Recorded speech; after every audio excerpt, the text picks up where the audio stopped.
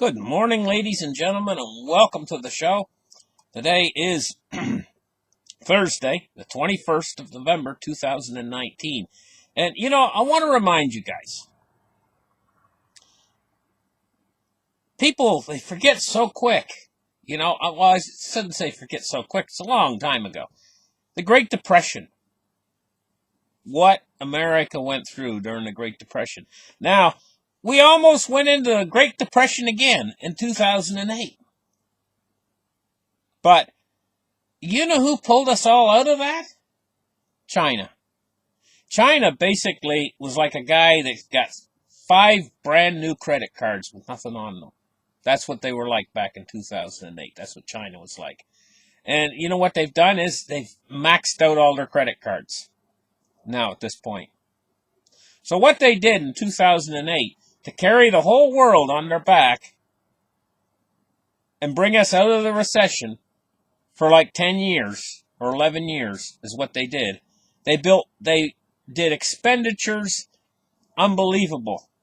They become a consumer of raw materials to build ghost cities in the middle of nowhere, in the middle of farmers' fields. They put high rises. They didn't even put the pavement in or a road leading to them. There's just a high rise, and then they sold all those apartment buildings that they built in these high rises to wealthy Chinese investors. This is it's all part of the global Ponzi scheme, but China can't do it again. China can't lift us out of the next recession. They've spent it all. They're done as far as lifting us out of the next recession. So don't look to China. Now, I want to remind you guys a big chunk of what caused the Great Depression. People forget. I mean, it was only 100 years ago. Nearly 100 years ago. Well, no wonder they forget. But the Smoot-Hawley tariffs were a huge chunk of what caused the Great Depression. And now we've got a new set of tariffs in. Trump tariffs. And so, there's a lot of optimism on Wall Street about them getting some sort of a trade deal done. But let's start the charts right here and take a look at what's really going on. Let's read a few of these articles here because this will give us a better picture. It says, China says it will strive to reach a phase 1 trade deal with the United States. This basically means, yes, we will sit at the negotiating table.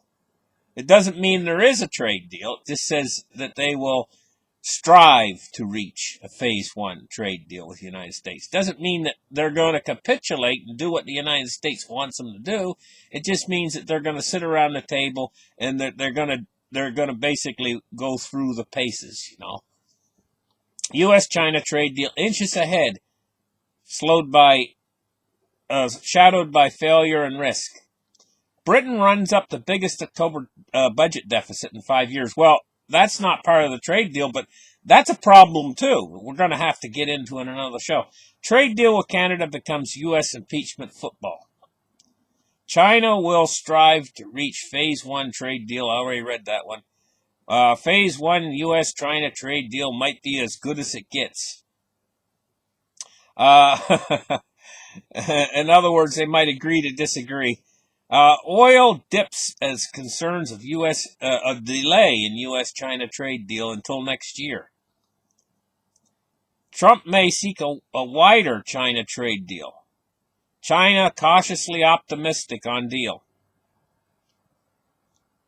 They put the word cautiously. I'm looking at these articles here. I don't see any trade deal. Really, I don't see a deal. It says China trade deal doubts. Europe shares slide on Sino-U.S. trade deal delay. Concerns. I'll emphasize that word, concerns.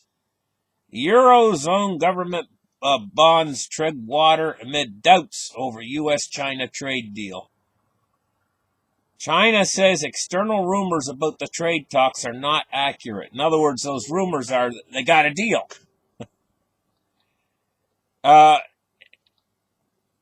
China's economic slowdown amid U.S. strength may cause it to strike a trade deal soon. Well, that's just speculation. So, looking in the news here, I don't see any trade deal. And as far as one on the horizon, well, maybe, but maybe not. I mean, I've heard that there's rumors out there that they're going to increase tariffs at a certain point, maybe in December. The tariffs might come back with a vengeance, and on things like cell phones. So, is there a China trade deal? I don't think so. Now, how's the market going to react when they find out there really is no deal? Let's take a look at silver today. Silver is $17.11. Basically hasn't went nowhere. It says it's down a penny. But it's basically riding in the middle of this range. You can see over the last 3 days, it's going sideways across this range here. A range between 17.05 and 17.15. And it's at 17.11, so it's right in the middle of that range. Let's take a look at gold today. 14.69. And then it says it's down $1.70, but it looks like it's pretty much right in the middle of this range for gold over the last 3 days, which runs between 14.65 and 14.75 roughly. So that's where gold is, 14.69. Let's take a look at cryptocurrencies. We got a falling cryptocurrency price here. It's fell since yesterday. Let's refresh the page. 215.9 billion, 66.4% Bitcoin dominance, and we see the coins have fell. They were over $8,000 for Bitcoin yesterday. It was like, what was it, 81.50 or 8,200 or something like that. Now it's 79.38. So it's fell from yesterday, down below $8,000. 79.38. 168 for Ethereum. XRP is 24 cents. Litecoin is 52.61. EOS is $2.63. Binance Coin 17.23. Bitcoin SV is $102. Stellar is 6.2 cents. I'm going to tell you guys what I'm thinking right now in my mind. I'm thinking that if the stock market falls and everything starts to fall, because Bitcoin and the cryptocurrencies are a relatively new asset class, and they haven't fully established themselves as a safe haven asset yet, where gold and silver are the most established safe haven asset next to U.S. Treasury bonds. You know, they consider U.S. Treasury bonds to be the safest thing out there. And of course, the United States will never default on their debt. They're going to pay off those Treasury bonds. The only problem is those Treasury bonds are going to be paid off in worthless dollars. Whereas gold and silver, the real gold and silver, is not in any way connected to the dollar. You know, one of my viewers brought something up to me about this Bitcoin, about Bitcoins, and there could be something to it. And, you know, I want you guys to comment on this, if there is something to this. What if they're doing the same thing on the Bitcoin exchanges that they're doing in the gold and silver market by, I'm just saying, what if? I'm throwing this out there to you guys. But, you know, in the silver market, they create silver exchange-traded funds far in excess of the supply of actual silver that exists. And so this is like paper silver. And there's just oodles of paper silver when there's only a very small, limited supply of the real physical silver. What about Bitcoin? Could the exchanges be just basically you buy a Bitcoin and then and they put it on your account on the exchange, but they just create it out of thin air and they don't actually have the Bitcoin that they just do like the ETFs. They just, you know, in other words, they might have sold 100,000 Bitcoins and they only got about 5 real ones. And all of them are just, I mean, it can work the same way as a bank. How would you ever know? Like, if banks create currency that way, I mean, how would you ever know that the Bitcoin on the exchange is an actual Bitcoin on the Bitcoin ledger? And if everybody tried to pull their coins out of the exchange, Well, it'd be the same thing as if you tried to pull all your cash out of the bank. They don't have it. I just wonder about that. I just a thought. I don't know why it didn't occur to me before. Or maybe it's true. Maybe it's not. I don't know. I mean, it's just. I mean, that will of course affect the price of Bitcoin enormously, because it would make it look like there's an awful lot more Bitcoin out there than what there really is. So if people had got them on the exchange, then if that's true, I mean, I don't know if it's true or not. Maybe I'm a little bit naive about that. You know, maybe it is true. Maybe that's what they've been doing, or maybe not. I just don't know. But anyway, I never leave my coins on an exchange. I want to make sure my coin is real coin. And to do that, you got to download it onto the blockchain, have it verified that your coin is a real, actual coin, and it's in your possession. It works the same way as gold and silver. You know, if you were to buy gold and silver ETF, you know, like SLV or whatever, you know, and have it in your portfolio, does that really actually exist in the real world? Oh my goodness, the scams these guys are pulling, you know. Let's take a look here at the Dow Jones today. Refresh the page. It's down 28 points. You know, I'm not surprised it's not down a lot more. And I wouldn't be surprised this afternoon if the whole thing started to drop if the trade optimism suddenly turned into pessimism and the stock market just basically started to slide from this point. I'll tell you, I think the stock market's pretty much at a peak anyway. Because corporate debt, you know, and they've driven up the stock market with corporations, corporate buybacks and everything, and they're reaching the limit of that now. And what else is going to come along to actually drive this market up higher? And then they drove it up higher on hopes of a trade deal, you know, and they've priced everything in now at this point. So we're on a precipice with this market. So I wouldn't be surprised to see it drop some this afternoon, drop quite a bit, to tell you the truth. Let's take a look now at oil. It's down 20 cents on the day, or 0.35%. $56.91. Oh, what was the market anyway? 27,792. And of course, you know, there's a lot of them out there that are hopeful and praying for it to go up to 30,000. They see this melt up, and they only see it continuing to melt up all the way up to 30,000.